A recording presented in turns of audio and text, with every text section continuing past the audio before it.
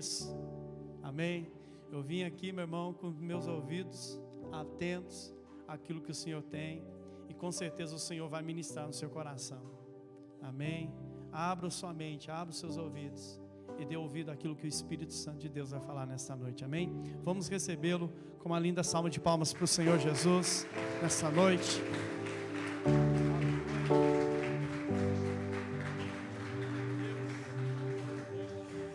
Glória a Deus, aleluia. Boa noite, meus irmãos. Sejam todos muito bem-vindos em nome de Jesus, amém? Quem está animado aí para receber a palavra do Senhor, amém? Não é só de pão que viu homem, não é verdade? Não é? Uma das nossas grandes metas de fé é nós amarmos a palavra do Senhor no mesmo nível que Davi amava e expressou esse amor no Salmo 119, amém? De vez em quando é bom você ler lá, né, para comparar o nível que você tem que amar a palavra do Senhor e o nível que você está amando a palavra dele, não é? Não é errado nós não amarmos como devemos amar. O errado é nós não reconhecermos isso e não buscarmos, não é? Amar cada vez mais a cada dia a palavra dele, ele, a sua igreja, o próximo, a nós mesmos, não é verdade? Não é? O verdadeiro poder da nossa religião, que o apóstolo Paulo diz que muitos, embora tendo aparência de piedade, negam ela, é o amor, amém? E quando nós crescemos em amor, nós crescemos no poder de Deus na nossa vida e através das nossas vidas, amém? Vamos orar para ele falar conosco então? Mas acima de tudo para que a gente possa ouvir, né? Porque ele sempre fala. Aleluia, Senhor nosso Deus, Pai querido, Pai santo, obrigado, Senhor. Como é bom estarmos aqui reunidos com os irmãos, com os nossos irmãos, com os nossos amigos, com os nossos companheiros de trabalho, Senhor. Pai, eu me alegro em estar entre eles, porque eles são uma dádiva, um presente do Senhor. Senhor meu Deus, que o Senhor venha nos dar ouvidos para ouvir o Teu Espírito hoje, Pai.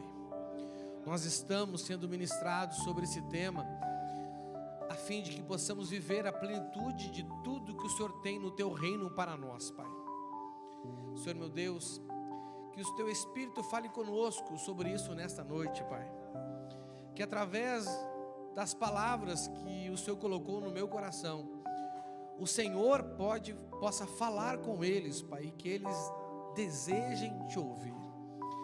Senhor meu Deus, se há aqui entre nós alguém que não tem o desejo de Te ouvir, Senhor, coloca esse desejo nele agora, Pai. Coloca esse querer nele agora, Pai. Porque a Tua palavra diz que é o Senhor que opera em nós o querer, e é o Senhor que também opera em nós o efetuar. Por isso, Senhor, gera esse querer, Senhor, um querer ardente, um querer profundo, como uma chama que nos queima, Senhor. E que aconteça conosco nesta noite, como aconteceu com os discípulos que andavam no caminho de Emaús, quando o Senhor encontrou com eles, e quando o Senhor falava com eles, eles percebiam que o coração deles ardia, Senhor, queimava. Faça isso conosco também, Pai. É o que nós pedimos ao Senhor, em nome de Jesus Cristo. Amém, amém, meus irmãos. Dê uma forte salva de palmas ao Senhor. Aleluia.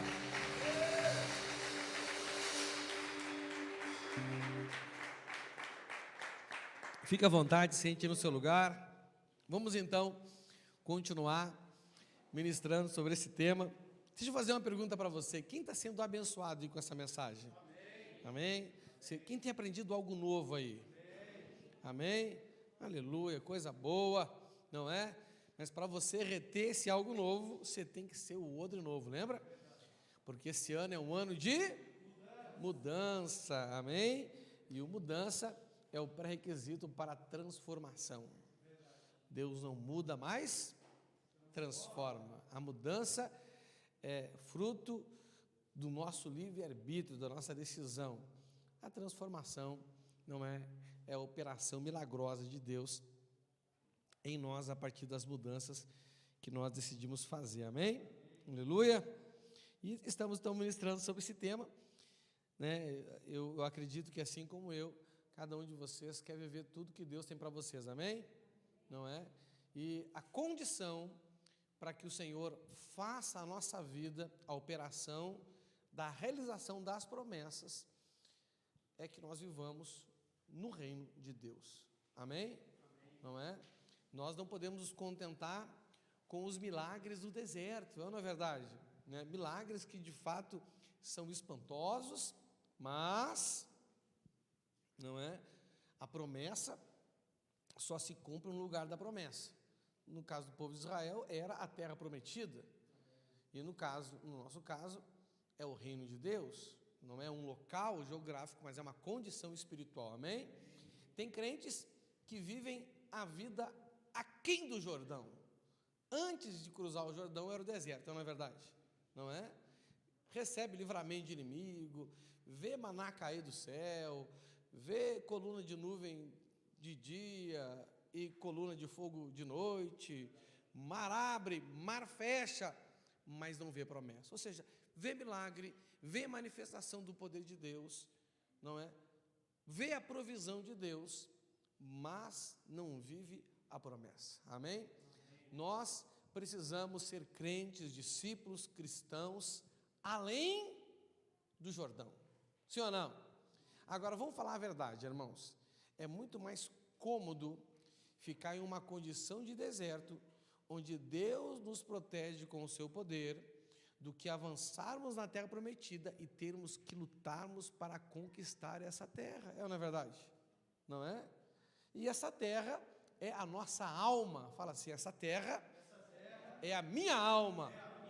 Você tem que conquistar a sua alma para viver no reino de Deus e para, não é, que as promessas se cumpram na sua vida, amém? Então não seja o crente aquém do Jordão, mas seja o crente além do Jordão, aonde, não é, você vai ter as suas vitórias, aonde você vai dizer ai quando tiver as suas derrotas, lembra da derrota lá em Ai? Né? E onde você vai derrubar as grandes muralhas da sua vida, né? É na terra prometida que nós derrubamos muralhas, vencemos gigantes, você está entendendo? Não é? Deus livrou e deu grandes vitórias para eles no deserto, e foi maravilhoso, mas me diz qual promessa que foi cumprida no deserto? Nenhuma. Não é verdade? Eu gosto do milagre, meu irmão, sabe, eu me lembro do bem início da minha vida de fé, como o Senhor fez milagres na minha vida. Mas eu asseguro para você que os milagres nada se compara às promessas, amém? E quando nós estamos, né, vivendo as promessas e nós abandonamos o Senhor, Ele diz que porque Ele nos ama, Ele vai nos levar para o deserto, para falar para nós do seu amor, né? No deserto é que Deus, Ele prepara o ambiente para que Ele possa expressar um cuidado milagroso que você vai perceber, não é? Mas promessa ainda é muito melhor, amém? Vamos lá então, continuando o que estamos pregando, Colossenses capítulo 1, do versículo 13 ao 14, diz assim: Ele nos libertou do império das trevas e nos transportou para o reino do Filho do seu amor, no qual temos redenção e remissão dos pecados, amém? Vou direto aqui, porque eu quero falar para você hoje, não vou fazer o resumo que eu sempre faço, que eu perco às vezes a metade da mensagem do resumo, não é? Nós estamos falando sobre os benefícios do reino de Deus, e eu quero falar hoje para você sobre o último benefício, não é? Nós estamos falando bem resumidamente, né, irmãos, que o reino de Deus não é questão nem de comida e nem de bebida, mas de justiça. Já vimos a justiça e como vivê-la, sim ou não? A paz, já vimos a importância, né? Vimos a importância da justiça, a importância da paz e como vivê-las. E hoje vamos falar aí da felicidade, amém? Da alegria, porque o reino de Deus não é questão nem de comida e nem de bebida, mas de justiça e de paz, de alegria. Isso quer dizer que se você viver no reino de Deus como um cidadão celestial, bem integrado, não é, aos parâmetros do reino de Deus, a sua vida vai ser uma vida marcada, vai ser uma vida regida pela justiça que vem do Espírito, pela paz que vem do Espírito e pela alegria que vem do Espírito, amém? Meu irmão, e isso é maravilhoso, amém? Então vamos falar hoje da alegria e depois eu quero conseguir falar hoje com vocês também sobre o que é o reino, né? Porque nós estamos falando sobre os benefícios do reino, mas é importante também que você consiga discernir biblicamente o que é o reino de Deus, amém? Eu confesso que essa semana eu orei bastante, estudei bastante, para o Senhor assim conseguir me dar uma forma prática de explicar o que é o reino para vocês, não é? Porque o meu objetivo não é fazer de vocês só ouvintes da palavra do Senhor, mas acima de tudo, praticantes, porque a Bíblia diz que quem se torna somente um ouvinte engana-se a si mesmo, não é verdade? E todo enganado se ilude, e todo iludido vai ficar um dia desiludido, não é? E tem gente, não é, que acaba abandonando a fé pelas desilusões, das próprias ilusões que ele criou na vida dele, não é? Vamos então falar hoje sobre a alegria, que é na nossa lista é o quarto benefício do reino de Deus, né? O primeiro, que a gente não está mais sob o domínio das trevas, e nem do Senhor das trevas, nem do imperador das trevas, não é? E depois vem a justiça, a paz e a alegria. Vamos falar então de alegria. Eu quero, para a gente começar a discorrer sobre a alegria, vamos ler o texto de Neemias 8:10. Eu vou ler na Almeida Revista Atualizada. Abra a sua Bíblia e acesse a sua Bíblia.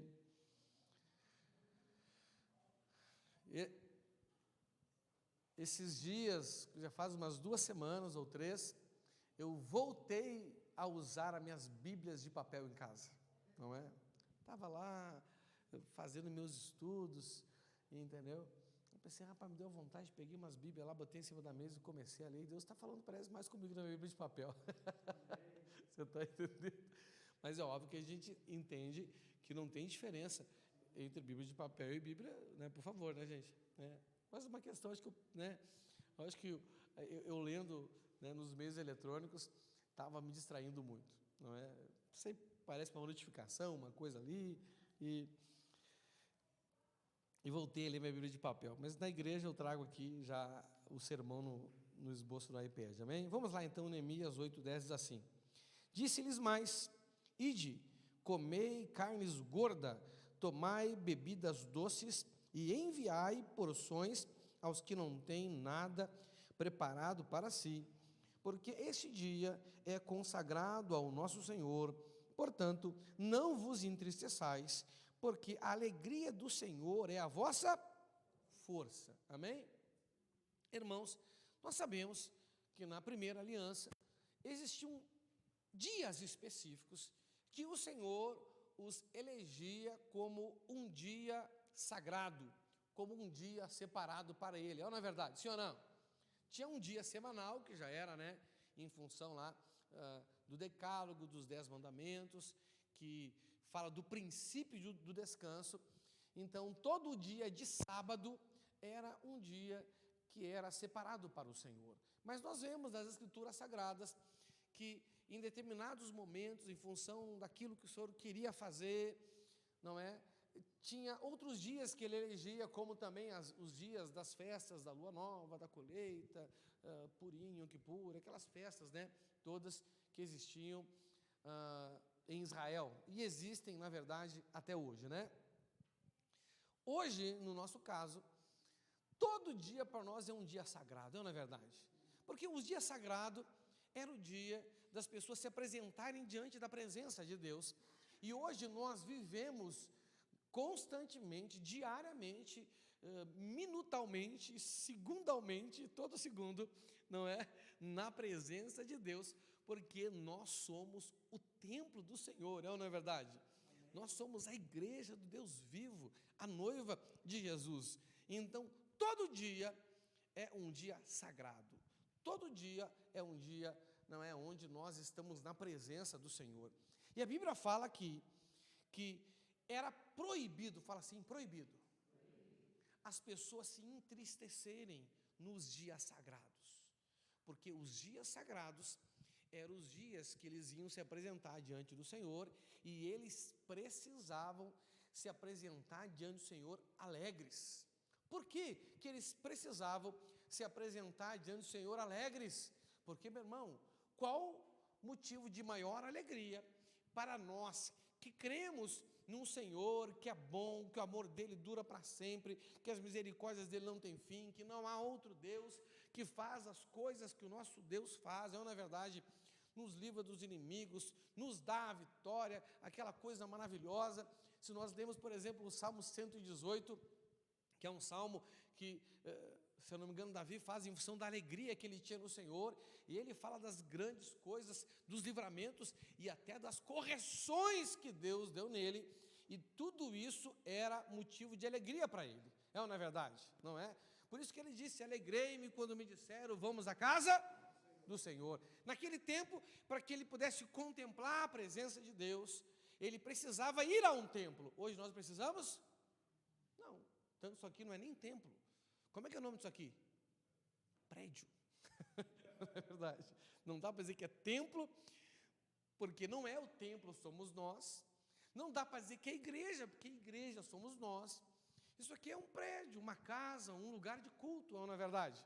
É claro que nós temos que ter zelo por esse ambiente aqui, porque é um ambiente consagrado, nós consagramos, não é verdade? Né? A gente pode fazer qualquer coisa aqui dentro? Não, porque isso aqui é um ambiente que nós decidimos separar para nós prestarmos nosso culto ao Senhor, para nós sermos treinados, ensinados, não é verdade? Tudo que nós fazemos aqui, obrigatoriamente, nós temos que fazer em nome do Senhor. Na verdade, isso tinha que ser em tudo da nossa vida, não é verdade? Né? Mas pelo menos aqui, você está me entendendo? Né?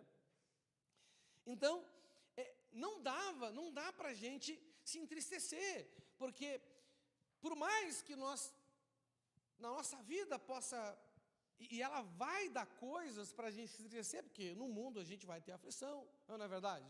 Esse mundo é o vale da sombra e da morte. Nós temos uma natureza corruptível, nós temos as nossas lutas interiores, as nossas lutas exteriores, não é?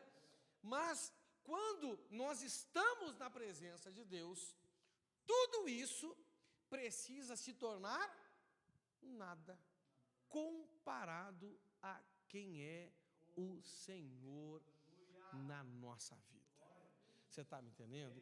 Todos nós, assim como eu, né, eu tenho muitos desafios diários, muitos problemas, muitas situações, angústias, preocupações, fico triste comigo, com os outros, nosso Deus, mas diante da presença de Deus em mim, da alegria da salvação e da alegria de ter o Espírito Santo, todo o resto é o quê? Nada. Isso não é nada. Todos os problemas que nós passamos aqui na terra, a Bíblia diz que em nada se comparam à glória futura, não é? Então, primeiro eu me alegro pelo que eu tenho aqui hoje. Eu sou salvo. Quem é salvo aí? Amém. Eu sou templo do Espírito Santo. Quem é templo do Espírito Santo aí? Amém. Aleluia. E ainda me espera uma glória futura. Mas às vezes eu fico imaginando, às vezes eu até paro no espelho e eu penso assim, rapaz, eu já sou bonito aqui, assim. Imagina como é que não vai ser a eternidade. Entendeu? Só não vai dar tumulto, porque lá ninguém se casa e nem se dá em casamento, porque senão ia ser uma briga, meu irmão. Eu fico imaginando, você está entendendo? Não é? Então, e eu acho que é por isso que não vai ter casamento lá, porque vai todo mundo ficar muito bonito, que ia gerar muita confusão nessa vida. Você está me entendendo? Né? Se aqui, né, os irmãos meio feios, as irmãs meio feias já dá rolo, imagina, né? Imagina no céu onde todo mundo vai ser para lá de lindo. Já pensou, meu irmão? Para lá de lindo, né? Ai, ai, ai. Então a gente se alegra, não é verdade? Não é? Então todo dia é um dia de nós estarmos alegres. E essa alegria gera em nós, se torna em nós, essa alegria que nós temos pelo Senhor, porque não é alegria pelas coisas do mundo, não é alegria porque o culto está vazio ou está cheio, não é alegria pelo carro que eu tenho, pelo dinheiro que eu tenho ou não tenho, pela condição da minha vida pessoal, familiar, espiritual, congregacional, financeira, profissional. Não! Essa alegria é a alegria de pobre. E a alegria de pobre, ela é passageira, ela não dura muito, ou não é verdade? É uma alegria circunstancial. E assim como as coisas, como tudo no reino de Deus, não são circunstanciais. Tudo está ligado à presença do Espírito em nós. Amém? Não é? Lembra? A justiça, paz e alegria no Espírito Santo. Então ele está em nós. Então entenda uma coisa. Primeiro essa palavra de ânimo para você. Agora vem um alerta. Meu irmão, era um mandamento que continua sendo nós não nos apresentarmos diante do Senhor tristes. Você não pode chegar lá triste. Você está me entendendo? Não pode. Então, se você aceita a tristeza, você está dizendo para o Senhor, você está, né, expressando para o Senhor, e atitude vale mais do que 1000 palavras, não é? Você está expressando para o Senhor que aquilo que está acontecendo na vida dele é mais importante do que ele na sua vida. E nada se compara, não é verdade? Nada se compara. Então, né, é pecado. Ficar triste é o quê? Sentir tristeza não é pecado. Agora, deixar a tristeza te fazer ficar triste, aí é pecado. Você consegue entender a diferença? Não é? Sentir tristeza, rapaz, é impossível não sentir tristeza. Mas, em meio a toda a situação, eu tenho que manter o meu ânimo bom. Sim ou não? E como que eu faço para manter o meu ânimo bom? Como que você faz? Você tem que lembrar do quê? Rapaz, eu sou salvo. Rapaz, eu vou para o céu. Não, e não demora muito. Não demora muito. Passa rápido a vida. Passa ou não passa? E segundo, Ele está comigo. Eu tenho o Espírito Santo. Não é? Você pode não ter um carro, você tem o Espírito Santo. Você pode não ter uma casa própria, você tem o Espírito Santo. Seu casamento pode não estar do jeito que você quer, mas você tem o Espírito Santo. A sua célula, a igreja, o dinheiro, as contas, pode ser que não esteja do jeito que você quer, mas você tem o Espírito Santo. E Ele é a garantia de que você está salvo. Ele é o selo que garante que assim que você entrar no lugar da promessa, as promessas vão se cumprir na sua vida. É por isso que se você não quiser entrar, eu vou te dar um pé para você entrar. E essa mensagem é o meu pé pastoral, não é? Na sua vida, para que você entre e viva o que Deus tem para você no reino dele. Amém? Salmo 118, 24 fala assim: este é o dia que o Senhor fez. Que dia é o dia que o Senhor fez? Hoje. Foi ontem? Vai ser amanhã? E amanhã? Amanhã, quando você estiver no amanhã já, quem que fez o dia de amanhã? O Senhor. Não é? Se esse é um dia que o Senhor fez, esse é o dia que o Senhor fez, regozijemo-nos e nos alegremos nele. Então, você tem que entender aqui, olha só, não é? Esses dois textos mostram para a gente, então, muito claro, que não é para a gente orar para Deus trazer alegria para a gente. Por que que não é para a gente orar para Deus trazer alegria para a gente? Porque Ele já trouxe. O que que Ele fez? Ele já trouxe. Ele já derramou óleo de alegria sobre nós. E em vez de cinza, Ele nos colocou uma coroa. É ou não é verdade? Sim ou não? Quem está salvo está nessa condição. Ele já deu a alegria. Mas você pode escolher, é uma questão de decisão, livre-arbítrio, não é? Ele diz aqui, em Neemias, porque esse dia é consagrado ao Senhor, portanto, não vos entristeçais, não é? Então, aqui ele diz, não fique triste. E o segundo é, se alegre, né? Se regozije e se alegre nele. Então, você pode, antes, quando você não tinha o Senhor, você tinha só o que o mundo te dava, amém? Só o que o mundo te dava, só o que as pessoas te davam, beleza? Você não tinha essa informação, e mesmo que tivesse, não tinha acesso, porque não fazia parte da aliança, não é? E se faz parte da aliança e não está no reino, filho, está enrolado também. Também não vai ter acesso. Você está entendendo? Mas se você está no reino, vamos partir dessa premissa, que você está no reino. Você não é mais do mundo, mas continua no mundo, né? Continua no mesmo lugar, a condição que você está é outra, mas o lugar é o mesmo. Agora, você tem o que o mundo te oferece.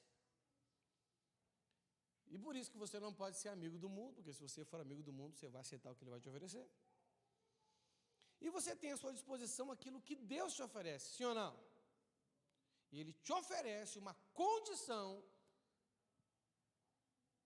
de que porque você é salvo, de que porque Ele está em você, e Ele tem promessas a cumprir para você, Ele tem um futuro para você cheio de esperança. Eu é que sei o plano que tenho sobre vós, planos de bem e não de mal, para vos dar o futuro que desejastes, ou um futuro cheio de esperança, conforme a tradução. Você está entendendo? Então você tem tudo isso para se apegar. Mas você pode simplesmente aceitar o que o mundo está te dando e o que as pessoas estão te dando, ou você aceitar o que Deus já te deu. Ele já te deu. Só que nós temos um problema. Nós acabamos valorizando muito mais aquilo que nos dão de novo do que aquilo que nós já temos conosco faz um tempo. Quanto tempo que a alegria do Senhor está sobre a minha vida? Já quase 22 anos. Você está entendendo? Mas todo dia, que nem diz o nosso irmão Thales Roberto, todo dia o pecado vem. Todo dia as propostas vêm. Todo dia a tentação vem. Assim como a misericórdia de Deus se renova a cada dia, a chateação que os outros geram em nós se renova também. A tristeza que os outros geram em nós se renova também. As angústias que a vida gera na gente se renova também, né? Mesmo amanheceu, você pode, né, se você, sabe, não for espiritualmente atento, você consegue ver os problemas antes da misericórdia. O que você tem visto primeiro? Os problemas ou as misericórdias do Senhor? Você acorda assim, você dá de cara e se dá conta que existem problemas, ou que a misericórdia se renovou na sua vida. O que você dá conta? Mas o primeiro tem que ser o quê? Rapaz, você já acorda alegre, meu irmão. Abriu o olho. Eu não sei em que momento a misericórdia se renova. Eu, particularmente, acredito que você abriu o olho e renovou. Entendeu? Porque não adianta renovar dormindo também, não é verdade? Renovar dormindo. Pô, não vou aproveitar, né? Entendeu? Está ali à disposição. Isso é minha mente fértil, amém? Então eu imagino assim, a misericórdia está ali, ó. Sabe, depois das 5 da manhã ela já está pairando. Está ali. Entendeu? Se a partir das 5 horas que abrir o olho, cai. E a misericórdia vem sobre mim. Você está me entendendo? Não é? Os problemas eles são um pouco mais atrasados, eles vêm depois das 8. É. Tudo que é problema vem depois das 8. Então, meu irmão, também não vai acordar 10 horas da manhã, né, filho? Porque daí, por favor, né? Aí é complicado o negócio, não é? Então, meu irmão, sabe, você tem que, ou você pode escolher o que o mundo te dá, o que as pessoas te dão, ou o que Deus já te deu. Você está me entendendo? Aí você fala, mas tu não tem dinheiro, mas eu tenho Deus. Mas tem um monte de coisa para resolver. Mas eu tenho, mas está tudo naquela terra, mas eu tenho Deus e tenho misericórdia, e essas coisas vão passar, e o Espírito vai continuar, essas coisas vão passar, e a salvação vai? Não, quantos problemas eu já tive nesses quase 22 anos? Mas a salvação é a mesma. Quantas situações difíceis eu tive nesses 22 anos? Mas o Espírito é o mesmo. Você está me entendendo? Quantas coisas eu já perdi nesses 22 anos, meu irmão, mas a promessa, ela é a mesma. Olha só que maravilhoso. Então eu posso escolher ficar triste por aquilo que o dia vai me dando e as pessoas vão me dando naquele dia, ou ficar feliz por aquilo que eu já tenho faz muito tempo. No meu caso, 20 anos, 21, 22 anos. Amém? No seu caso, quanto tempo faz? Então você não pode aceitar a tristeza, meu irmão. Porque é 2 mandamentos. Primeiro, não te entristeça. E depois, se alegre. Só que não é só alegrar. Gente, tem que ter prazer no mundo. Tem que ter o quê? Prazer no mundo. Não é? Hoje de tarde, por exemplo, eu estava já meditando na mensagem, eu gosto de ficar meditando e aquela coisa toda. Daqui a pouco, assim, eu olhei para fora da janela, assim, meu irmão, e vi aquela nuvem, ouvi um trovão, fui lá na janela, vi aquela nuvem preta, e você sabe que todo pastor tem medo de chuva no domingo.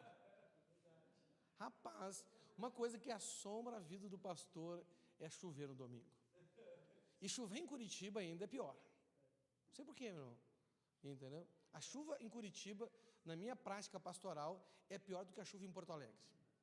Porque aqui parece que a chuva impede mais do que lá. Até que aqui, até no verão aqui consegue ser frio, não é verdade? Lá no verão é verão, no inverno é inverno, na primavera é primavera e outono é outono. Aqui tem verão que é inverno, não é?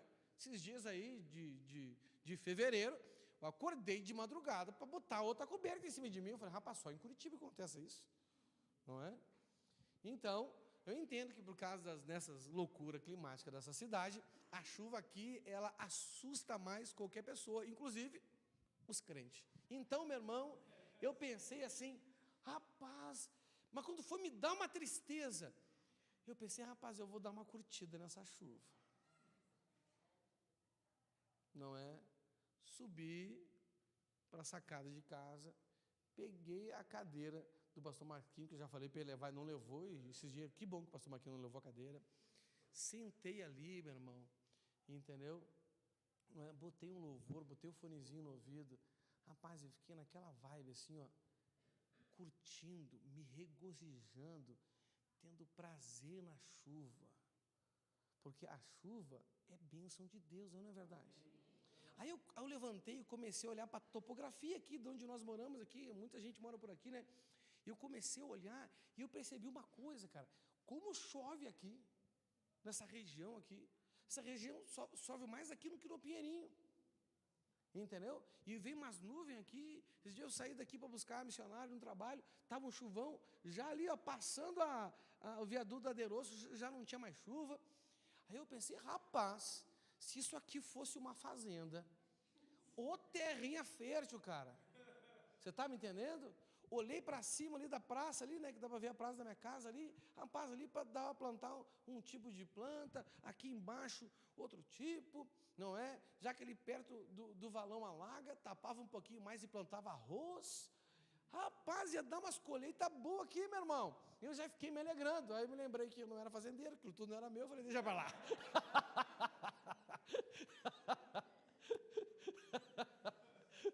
Meu irmão, diz que não é bom curtir uma chuvinha. É ou não é verdade? Você dentro de casa, assim, sentar e ficar olhando para a chuva. Cara, coisa boa. Passou a aflição.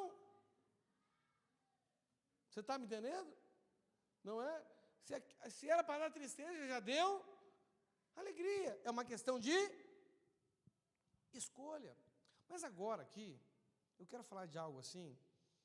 Claro, a gente podia ficar assim, discorrendo aqui sobre muita coisa que faz as pessoas escolherem a tristeza que vem a cada instante, aquilo que é novo, e abrir mão daquilo que já tem, faz tempo, que é a alegria do Senhor, amém? Está à sua disposição.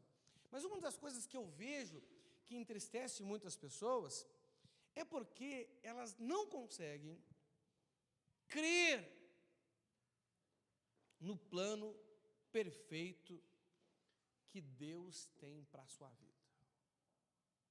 Entenda uma coisa, o plano é perfeito, mas a sua caminhada não é perfeita. Você está me entendendo? E a sua caminhada não é perfeita porque você não é, e até ser revestido de incorruptibilidade nunca vai ser perfeito. E porque você não é perfeito, volta e meia, o nosso Pai que te ama tem que sentar a mão em você. Ele senta a mão em mim, ele senta a mão em você. Deixa eu ler para você aqui o que Davi falou no Salmo 118. Eu não coloquei aqui esse texto, mas eu quero abrir aqui para ver se eu acho o versículo para você.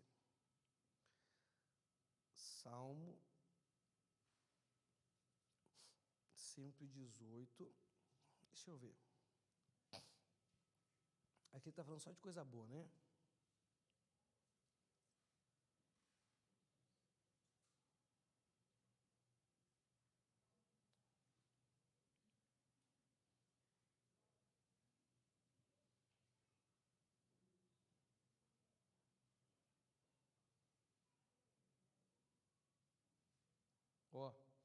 Ele está falando um monte de coisa de júbilo aqui, sabe? Ele está dizendo um monte de motivo. Se você pegar 118, ele está dizendo um monte de motivo de alegria no Senhor.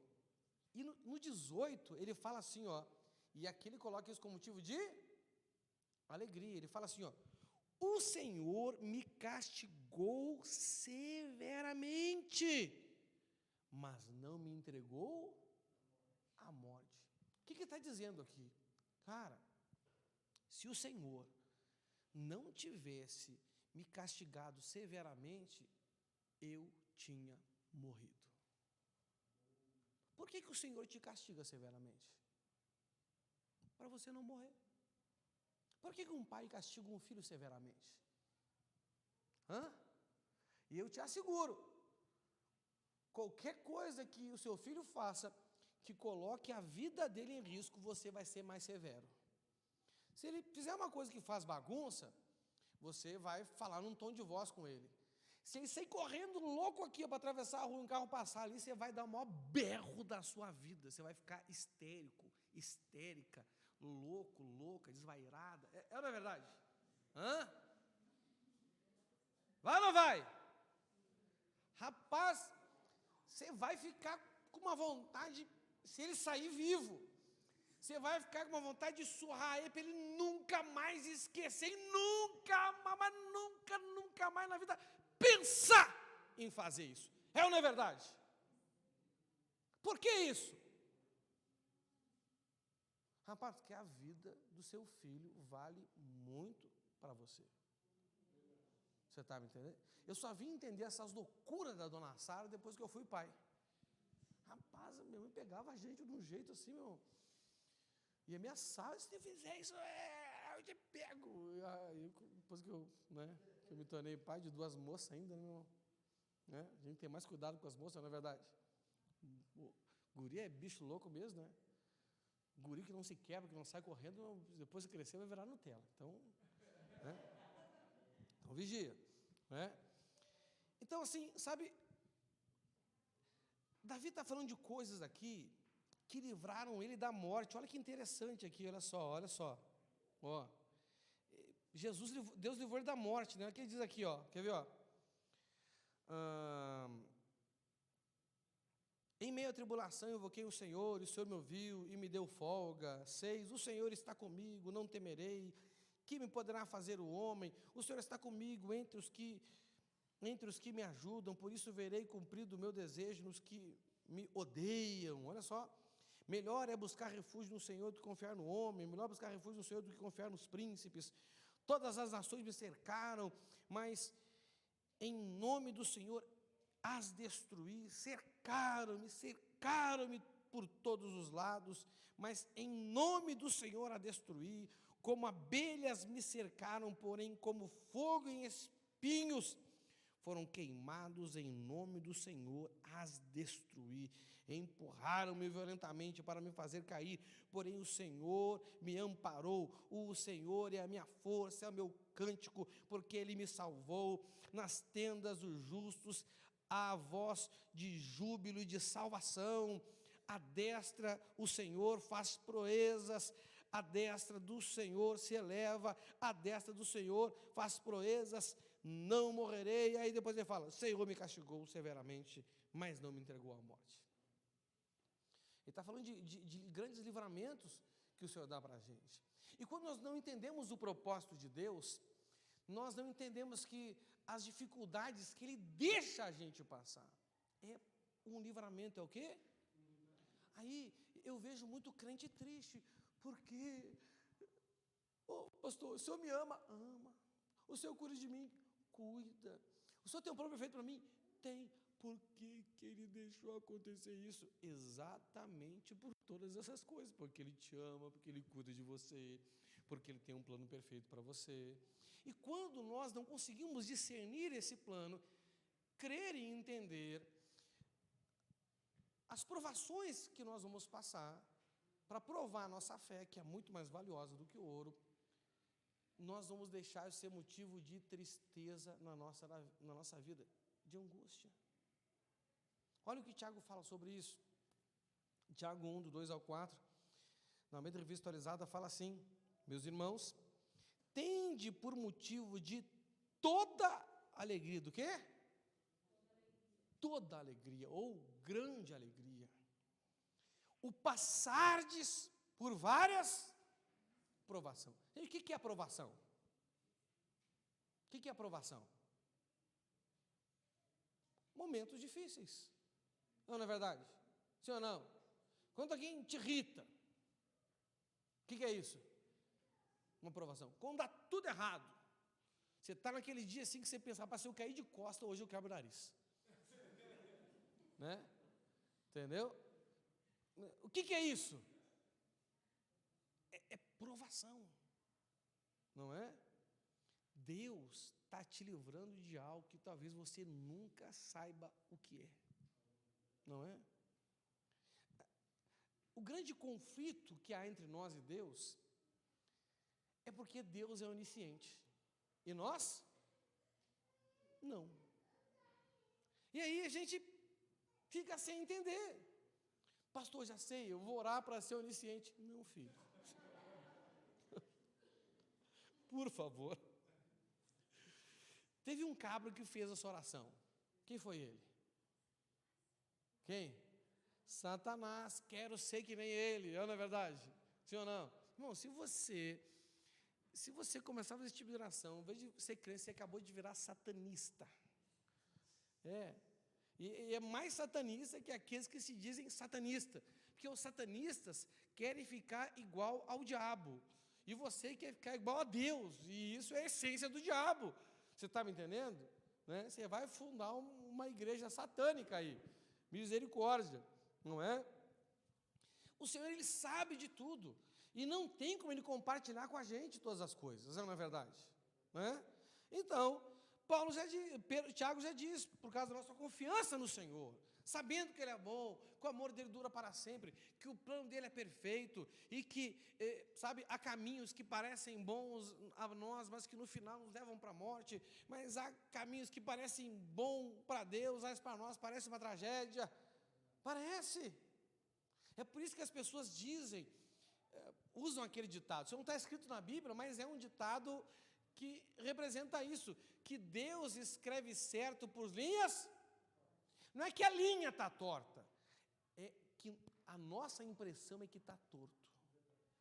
A nossa impressão é que está errado, mas torto está a gente. Sempre que você sofre, não é a situação que está com problema, não é a situação que está errada, é você. Ele não está endireitando a situação, ele está endireitando você. Para quê? Para que você não morra. Você está me entendendo? Né?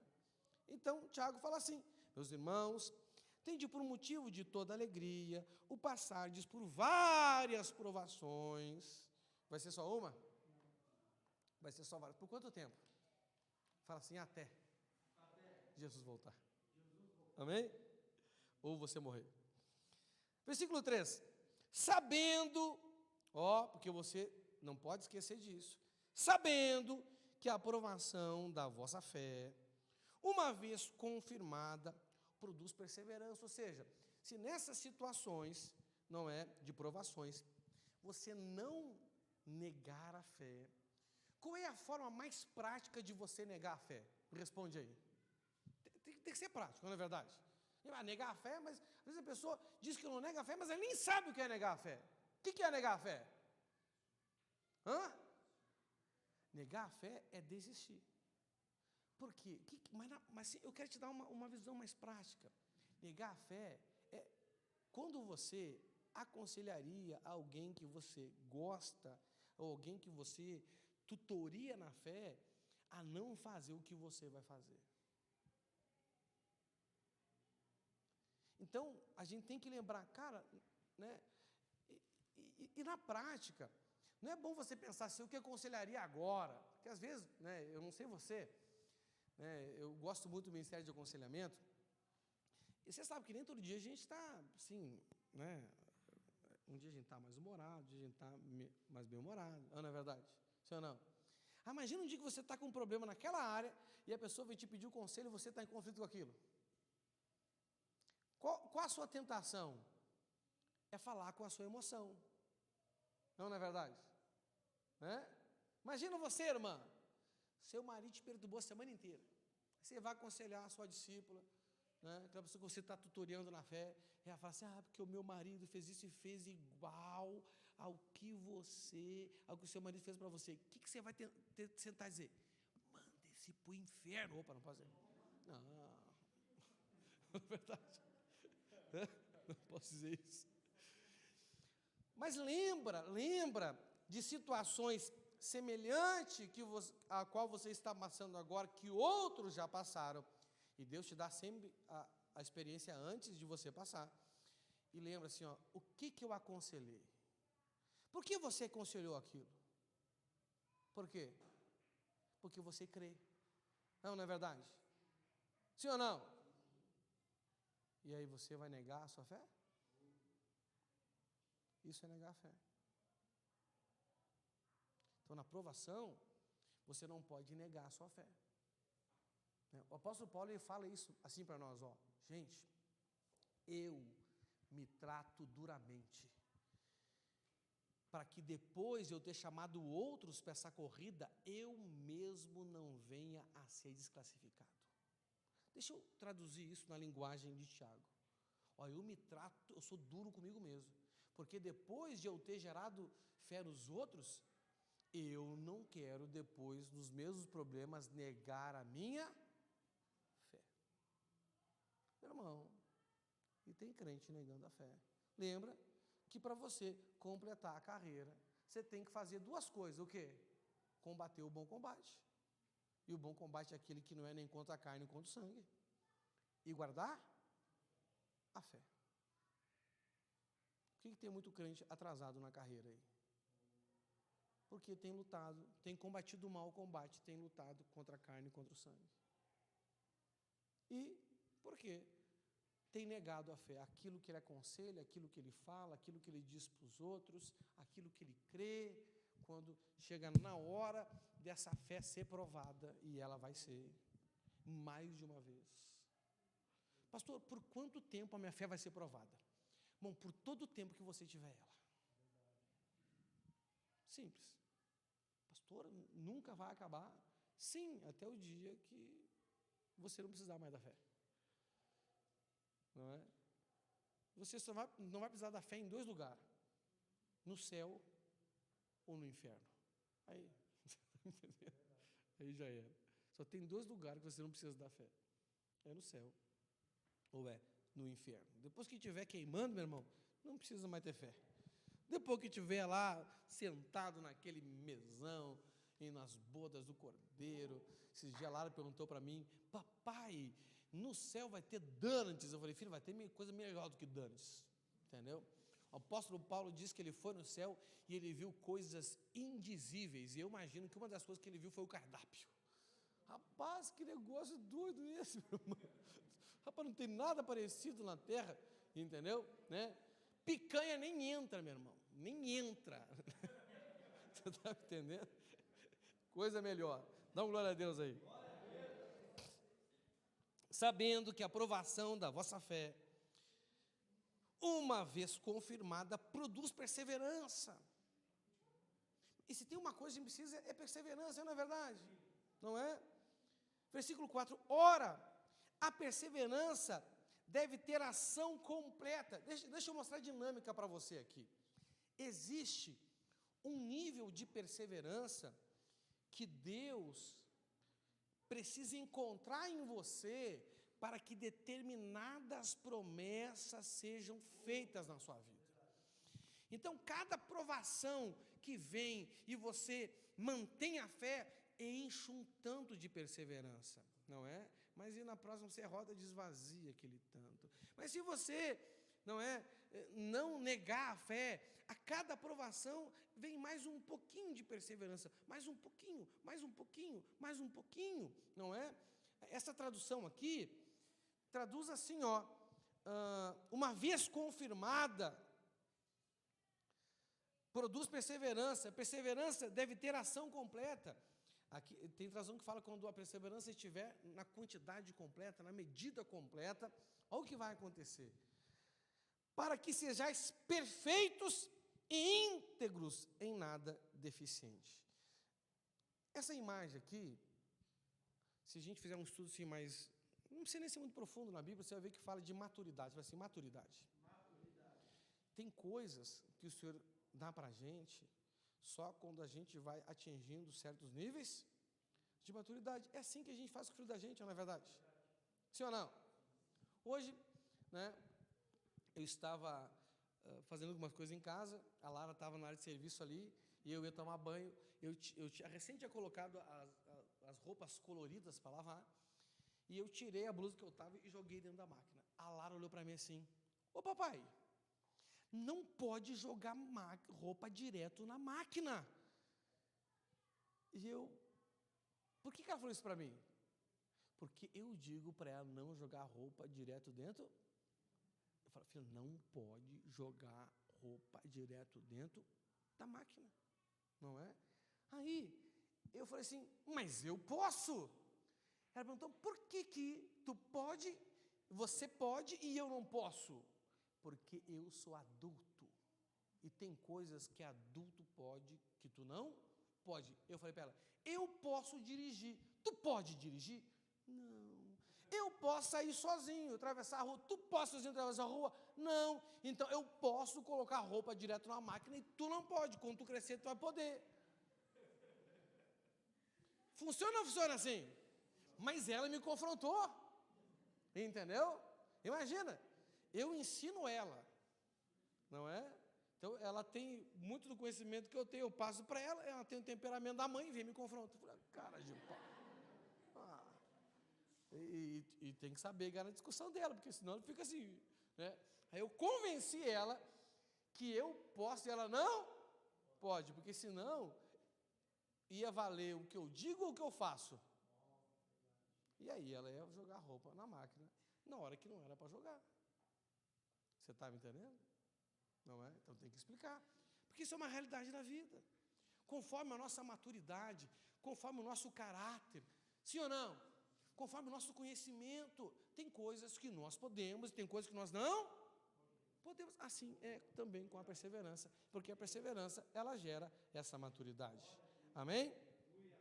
Então, as provações produzem a perseverança, a sabedoria, e a sabedoria, o temor do Senhor. Amém? Então, e isso é fantástico, porque quando você entender o que é o reino de Deus, no aspecto que a gente vive hoje, você vai entender que o temor ao Senhor é a coisa mais importante da sua vida. Amém? Amém. Mais importante. Então, dentro dessa dinâmica, quando você estiver passando por provações, o que você tem que fazer? Rapaz, olha que maravilhosa oportunidade para eu galgar mais um tanto de perseverança, para mim crescer no Senhor. Não é? Se alegra. Por isso que os discípulos, quando foram surrados, torturados, chicoteados, porque estavam anunciando o nome do Senhor, como é que eles saíram do lugar lá? Triste, perturbado, chateado, angustiado? Como é que eles saíram de lá? Alegres. Meu irmão, rapaz, que vergonha, né? Que vergonha que a gente tem que passar diante deles. E a gente vai se encontrar com eles, entendeu? Não é? Eu imagino eu entrando no céu, Pedro Beleza de olho assim, ó, no telão. É? Todo aí, pastor, missionário, superintendente, no telão, ficou chateado. Meu irmão, se tiver zoeira no céu, meu irmão, nossa Deus. Entendeu?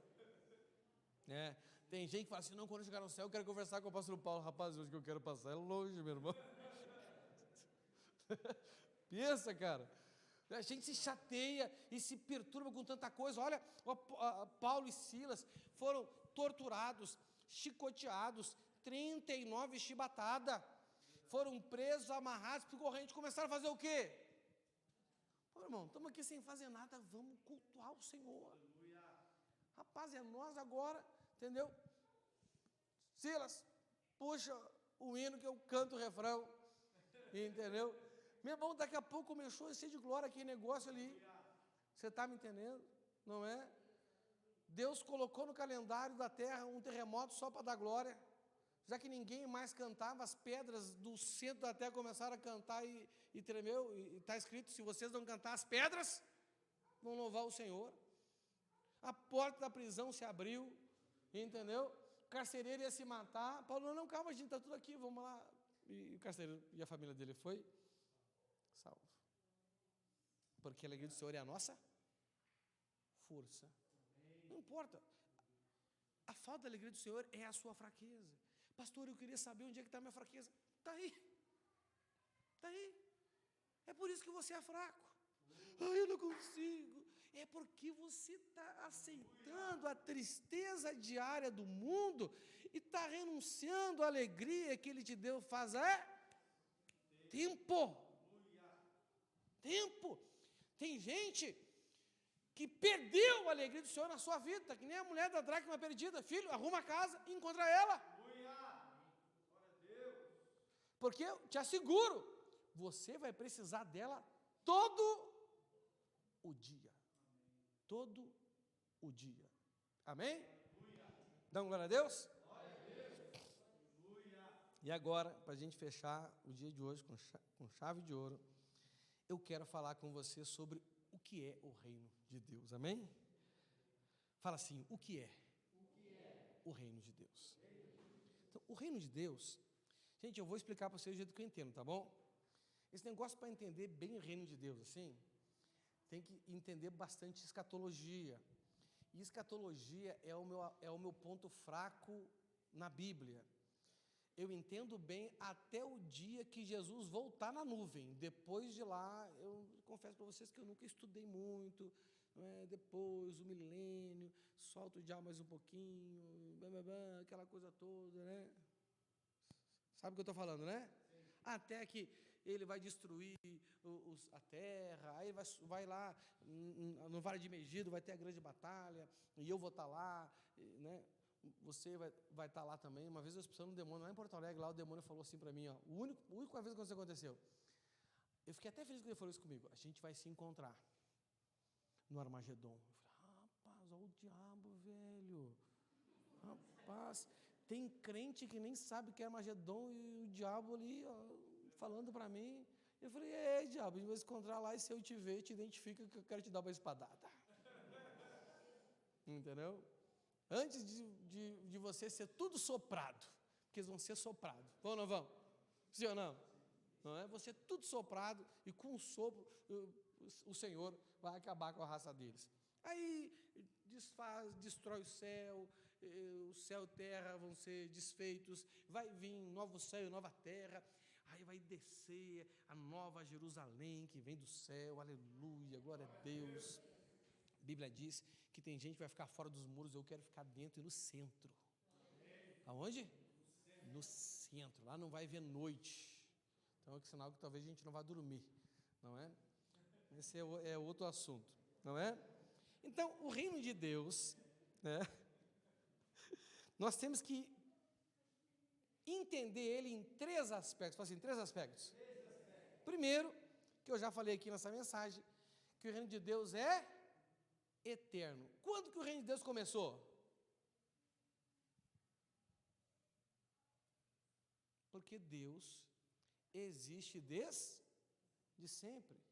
E se a sua autoridade existe desde sempre, e existe, o reino dele existe desde sempre. É algo que não tem começo e não tem fim. Na nossa mente, é difícil não dá para entender, é só para crer, amém? Deus, ele não foi criado, ele é o que é, desde sempre, e sempre será. E o seu reino o acompanha, porque a sua autoridade o acompanha, o seu poder o acompanha. Não é verdade?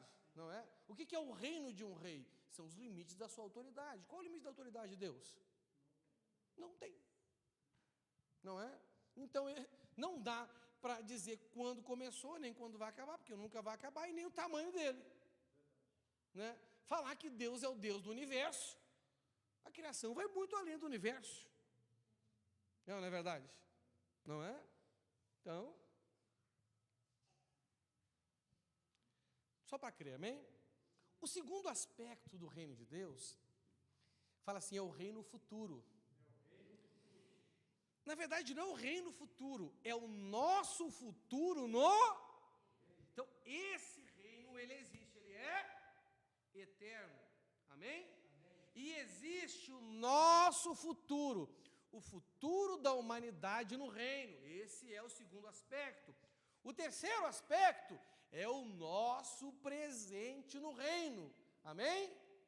Eu vou resumir o nosso futuro no reino a seguinte frase, né? O reino futuro, o nosso futuro no reino, é o plano físico integrado ao reino de Deus.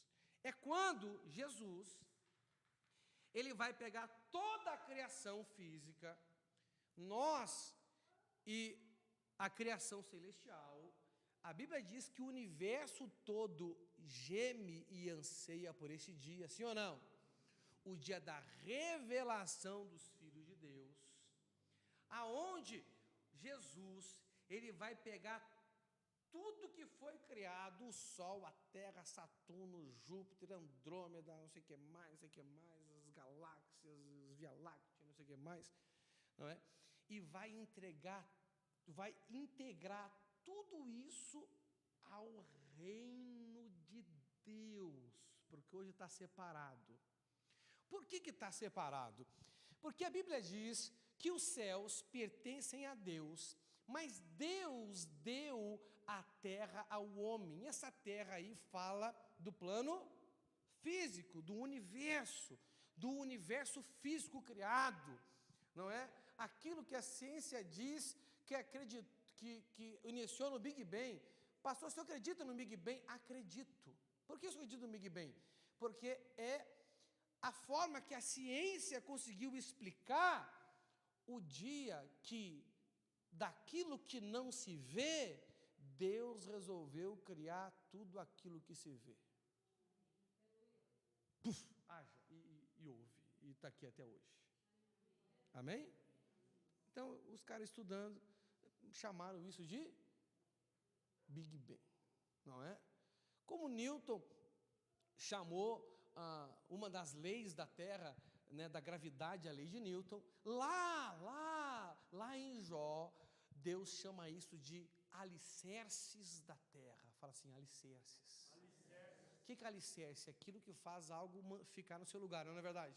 Ele perguntou para Jó: Jó, onde é que você estava quando eu coloquei os alicerces da terra? Quando eu fiz as leis, que hoje a gente deu nome a elas. Você está entendendo? Não é? Deus chama de um nome, a gente chama de outro nome. Então Deus deu tudo isso ao homem, mas o homem entregou a sua autoridade a quem? Por causa do pecado. O homem, ele foi separado de Deus, foi destituído da glória de Deus. E como a autoridade era do homem, e o homem perdeu, quem deve reconquistar do diabo essa autoridade? Quem? Quem?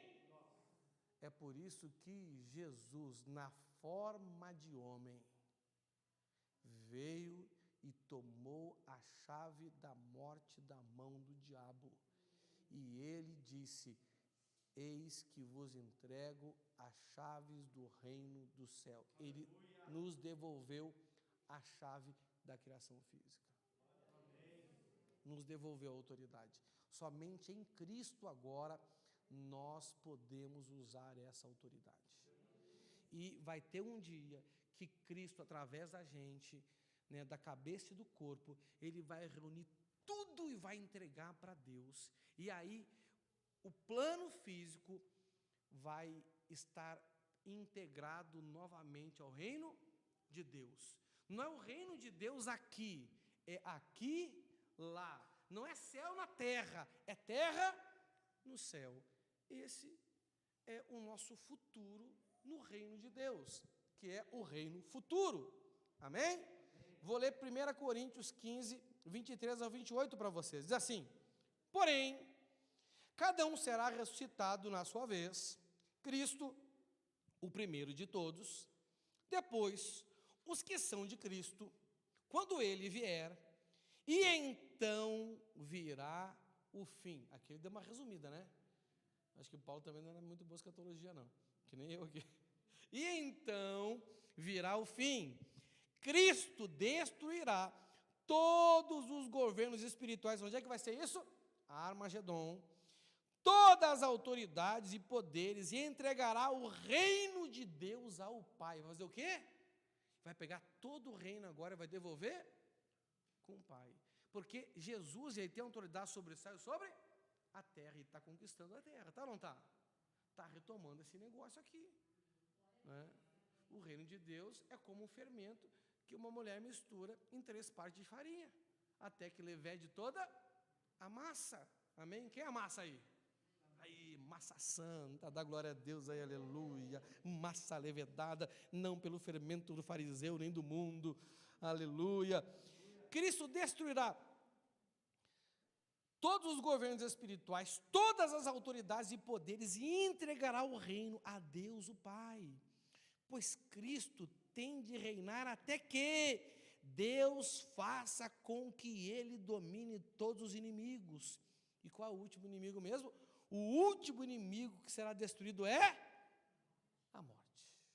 Aí vai vir aquela zoada que Jesus vai dar na morte. Aonde está o teu poder? Ó morte. Aonde está o teu aguilhão, o teu poder de ferir? Acabou. Fala assim, já era. Não, dá para não dá para se alegrar? Entendeu? Rapaz, sabe assim, ó, tem dias que eu estou indignado comigo mesmo, que nem o apóstolo Paulo, sabe? Rapaz, quem me livrará desse corpo que me leva à morte? Aí eu falo com a minha alma assim: morte que habita em mim, você vai acabar, um dia eu vou te zoar. Onde está o teu poder, ó morte? Depois que ele falar, está liberado a zoeira, amém? Mas quem tem que primeiro falar é ele, beleza? Tranquilo? Não é?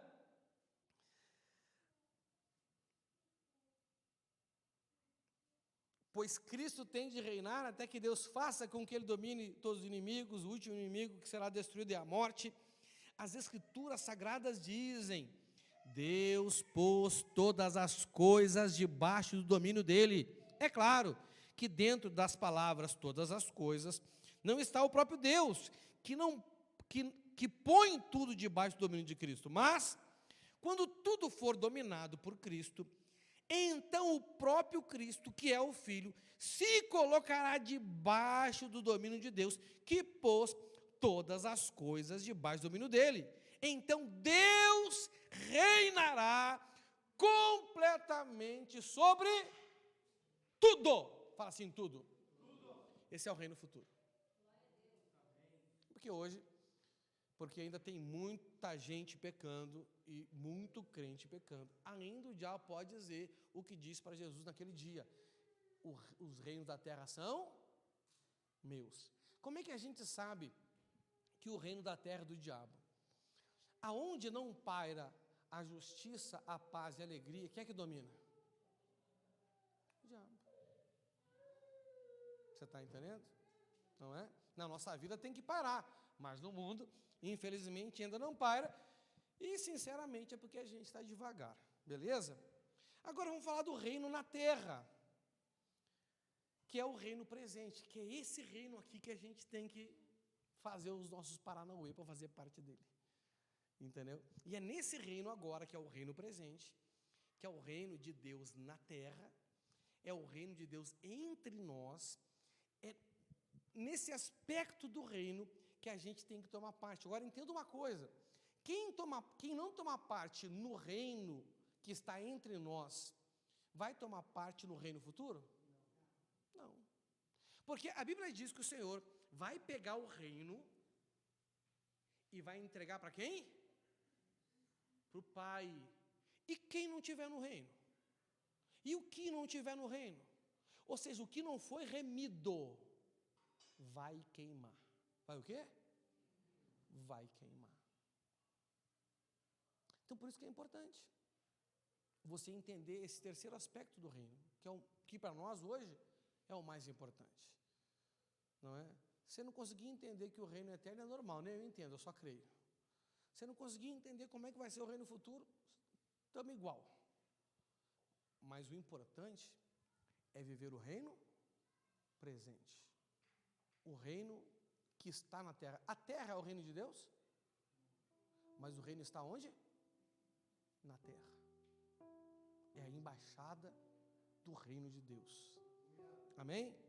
Mateus 12, 28 diz assim: se porém eu expulso demônios pelo Espírito de Deus, certamente é chegado o reino de Deus entre vós. Irmãos, o reino de Deus está entre os homens. Ele está na terra. Ele não está só entre os crentes, não. O reino de Deus está na terra. Mas nós não podemos ser como os fariseus, que naquele tempo tinham a chave, não entravam e não deixavam os outros entrar. Não, o espírito da religiosidade é o que tem impedido muitos de nós a entrar no reino de Deus. E a potestade que controla a religiosidade, que é a potestade que tem a missão de se fazer parecer com Cristo, sabe quem é? É o príncipe dos demônios, é Beelzebul. Beelzebul é o espírito da religiosidade. Você está me entendendo? É o espírito da religiosidade que cegou o entendimento, para que as pessoas não vejam a luz do Evangelho resplandecer sobre elas. Mas pastor, então o que é o reino de Deus? O reino de Deus presente é a autoridade e o governo dele manifesto na terra.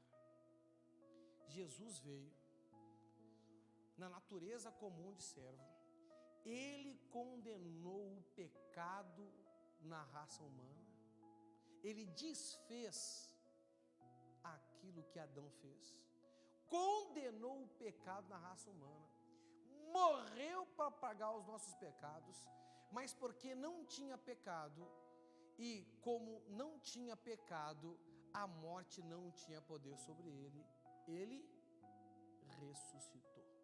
Porque o salário do pecado é a morte. Qual o pecado do nosso Cristo? Zero. Foi feito de semente incorruptível e não cometeu um ato só pecaminoso. Você está me entendendo? Não é verdade?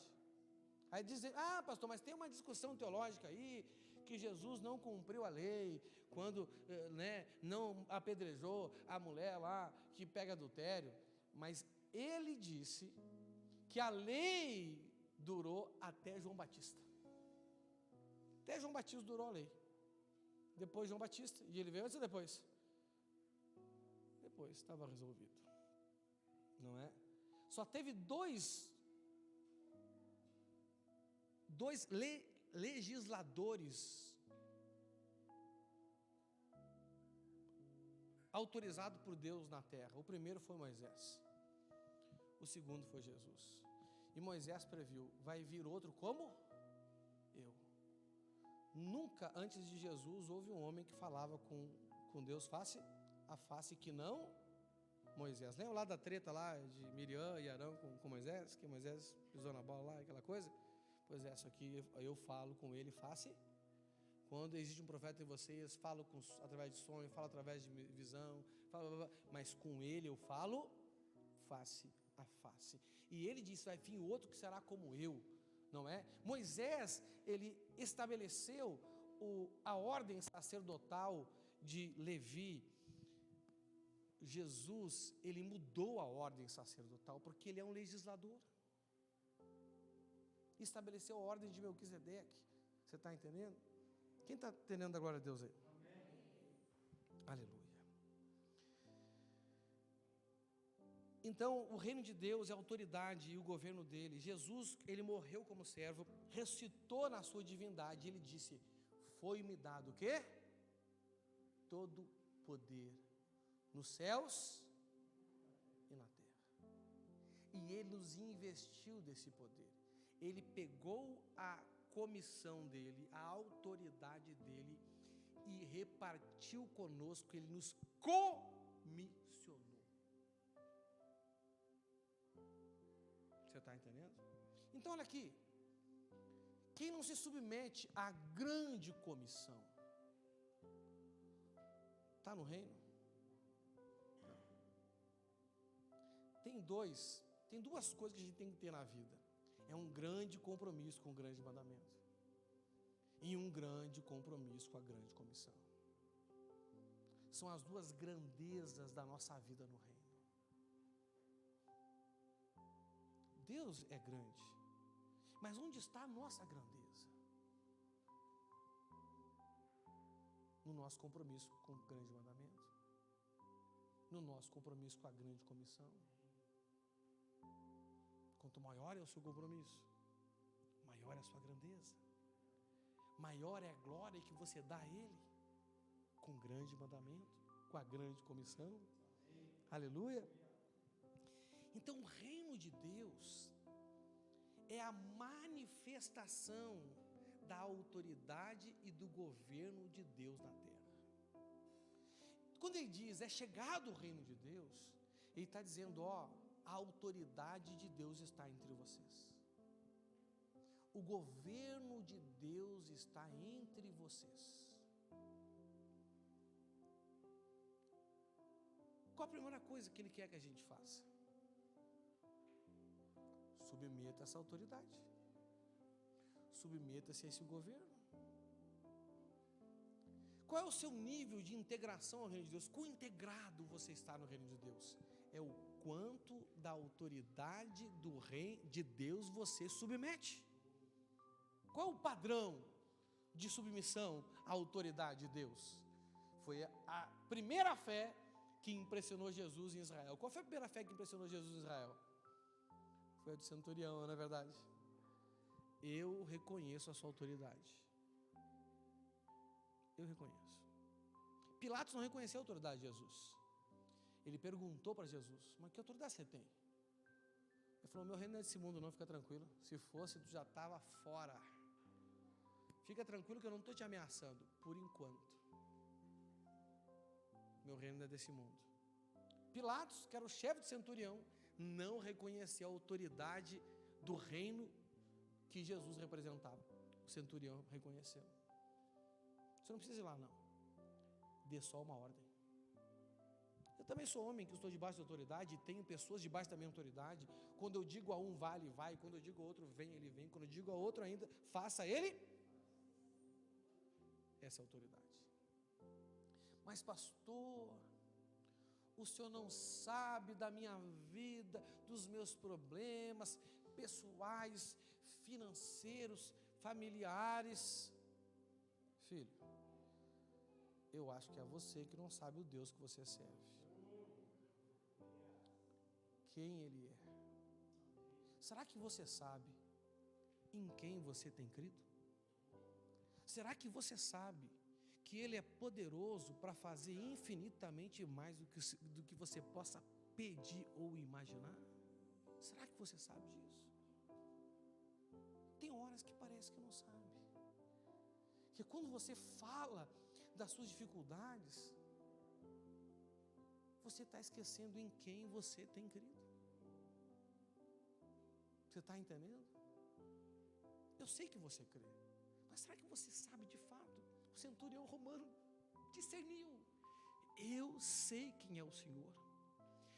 Eu reconheço a sua autoridade. E eu sei que você não precisa ir a lugar nenhum, só manda. Só manda. Gente, olha só que poder isso. E isso, gente, se o centurião romano, que nunca converteu, reconheceu e foi abençoado, imagina você, meu irmão. Pensa, meu filho. Imagina você.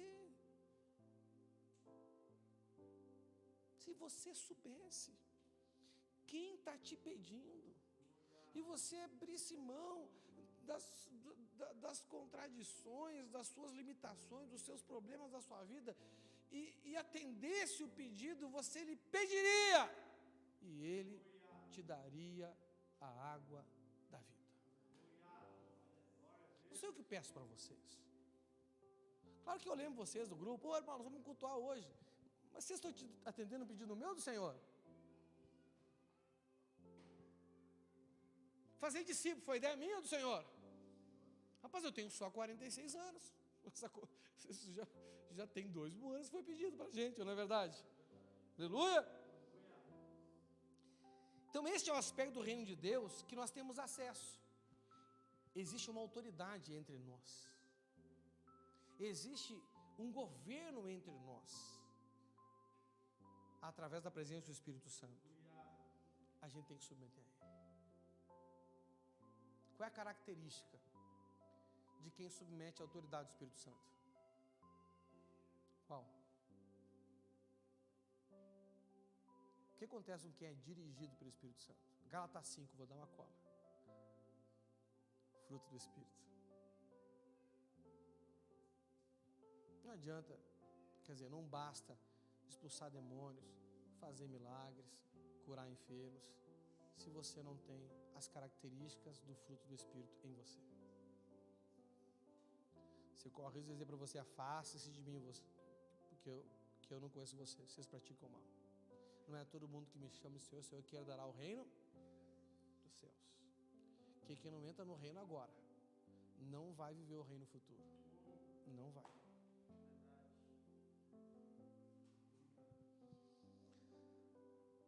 Mateus 13, 33, Jesus contou mais esta parábola para o povo. O reino do céu é como o fermento que uma mulher pega e mistura em 3 medidas de farinha, até que ele se espalhe por toda a massa. O reino eterno de Deus é o que ele é, acabou. Mas esse aspecto do reino, o reino está em expansão. Sim ou não? Sim ou não? É por isso que a Bíblia diz que pessoas violentas se apoderam do reino de Deus. Porque o reino de Deus não é um lugar para você entrar, meter a porta.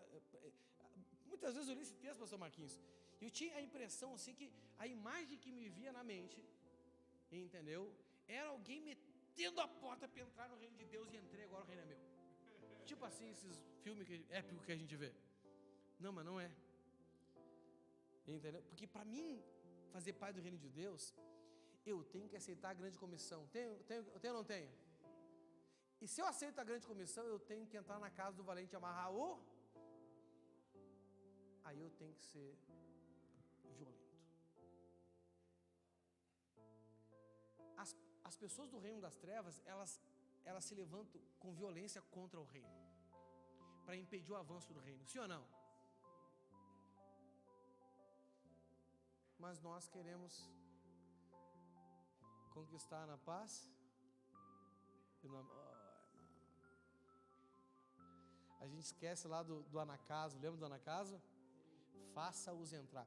Claro que a gente não vai pegar uma pessoa literalmente pela perna e arrastar, não, mas nós vamos ser violentos espiritualmente, nós vamos ser agressivos no evangelismo, vamos ser agressivos na conquista, a gente vai ser agressivo, sabe, nos argumentos que a gente tem, argumentos de fé, você está me entendendo? Uma vez na faculdade, um professor que me ridicularizar, porque eu acreditava que eu era criado e não evoluído. Aí eu falei para ele assim, ó, ridículo é o senhor acreditar que o senhor veio do macaco. E olhando para o senhor, dá para ter dúvida. Porque só pode ter vindo do macaco prego esse cara. Satanás, não foi nem do chimpanzé. Bugio. Bugio jogar merda nos outros. Quem já viu bugio aí? Não é? Fica jogando essas bosta aí que tu fica pensando, me contaminando a minha mente. Vai jogar merda nos outros, ô bugio. Tu veio do bugio. Você está entendendo? Não é? O cara não conhece nem Darwin, nem leu Darwin direito e vem dizer, meu Deus do céu, o sangue de Jesus tem poder. Só que o crente não lê, o crente não estuda. O apóstolo Paulo falou, gente, vocês têm que ser aptos para defender as razões da vossa fé. Por que vocês creem? Cara, nós temos tudo para fazer quem não crê passar vergonha e se sentir ridículo. Só que às vezes é gente que passa vergonha e se sente ridículo. Você não sabe quem você tem crido então? Você está me entendendo? Você não sabe, por favor. Não é verdade? O reino está em expansão. Nós somos fermento, meu irmão. E tenta segurar fermento depois você colocou na massa. Quem sabe fazer bolo e pão aí? Depois colocou fermento, tem que comparar aquele negócio, meu irmão? Só se botar na geladeira. Não é verdade? Você está na geladeira, crente?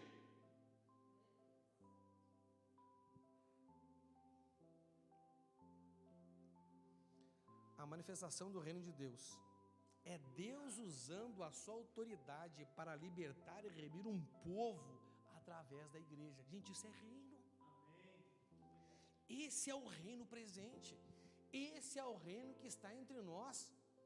E esse é o reino que nos conduz ao reino futuro, ao reino eterno, ou ao nosso futuro no reino. Lucas 17, 21. Nem dirão, ei-lo aqui, ou lá está, porque o reino de Deus está dentro de vós. Onde é que está a autoridade do Senhor? Onde é que está o governo do Senhor? Está em quem? No Espírito. Eu vos enviarei outro, Paracletos, da mesma natureza, igualzinho a mim, é eu em outra forma. E vocês não ficarão órfãos. Eu não vou abandonar vocês. Vocês não ficarão. É até melhor para vocês que eu vá, porque se eu for, ele vem. Porque se eu ficar aqui, eu estou fora de vocês. Não tem como entrar em vocês. Mas se eu for, ele vem e fica dentro de todo mundo. A condição espiritual melhorou com a partida de Cristo, não piorou. Ele é a autoridade de Deus. Ele é o governo de Deus. Ele é o reino. E ele está dentro de você. Deixa essa autoridade fluir. Deixa esse governo fluir. Isso é rio de águas vivas fluir do seu reino. A imagem do rio, lá de Ezequiel, que por onde ele passa vai gerando vida, é o reino se manifestando a partir da igreja. Você está entendendo? Mas você está pelos artelhos? Você está pelos joelhos? Você está pelos lombos? O quanto você tem entrado no reino? Ou você é aquele que tem buscado as águas mais fundas? Eu não sei você, mas segundo a Bíblia, a canção, tem águas mais fundas? Eu sei. Você sabe? Está fazendo o que na beirinha então? Está fazendo o que, crente, molhando o pé? Quem molha o pé no rio é para relaxar. Quem entra nas águas mais fundas é para se exercitar. E são os exercícios espirituais que nos preparam para o reino futuro ou para o nosso futuro no reino. Amém? Porque o reino de Deus está dentro de vocês. A partir da semana que vem, nós vamos aprender que a igreja é a porta de entrada pelo reino. É a porta de entrada para o reino. Como que se entra nessa porta? Através das parábolas, que o reino de Deus é isso, o reino de Deus é aquilo. Nós vamos descobrir o que você tem que deixar a igreja fazer com você, para que você passe por essa porta. E a porta é estreita. O caminho é... Esse dia eu lendo esse texto, me veio na minha lembrança aquela brincadeira chamada corredor polonês. Quem já viu aí? Como é que é o corredor polonês? Isso é brincadeira de... que é os mais antigos assim, não é? A gente fazia na escola, ficava um monte de guri assim do lado do outro, e o desavisado tinha que passar pelo meio, sim ou não? Ele ia tomando paulada até o final, pá, pá, pá, pá, pá, pá, pá, até sair lá. Não, vamos falar a verdade, Às vezes na igreja, tem épocas da nossa vida que não parece corredor polonês. Só paulada. Pois é, meu irmão, a porta é estreita, o caminho é difícil. Você está entendendo? Não é? Pastor, eu queria entender como é que funciona o corredor polonês. Vem cá, vamos fazer com você agora aqui. Eu gosto da tapa na orelha dos outros, meu irmão. Chega a dar uma alegria assim na palma da minha mão. Nossa Deus. Aleluia. Amém? E você vai começar a discernir na prática o que você tem que fazer para entrar no reino presente, para estar livre do império das trevas, usufruir da justiça, da paz e da alegria que o Senhor tem para você no Espírito. Amém? Aleluia. Fique de pé no seu lugar. Vamos adorar o Senhor. Feche os seus olhos. O reino de Deus está em você. Ele está entre a humanidade. Ele está perto, não está longe. Está ao alcance de todo ser humano. Mas em você está dentro de você.